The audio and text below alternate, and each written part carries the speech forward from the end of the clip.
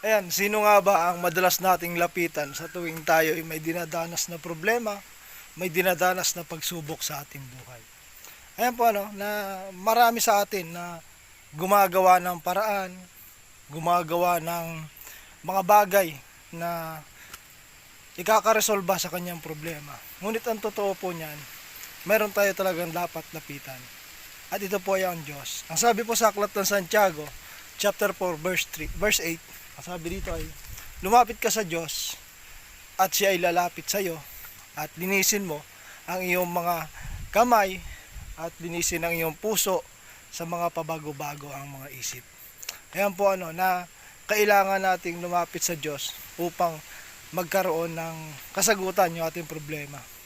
Hindi natin pwedeng basta na lang gawin yung isang bagay na gusto natin upang masolusyonan. Hindi natin pwedeng iasa sa libutan, kundi tanging sa Diyos lamang. Ngayon lamang po, isang magandang hapon.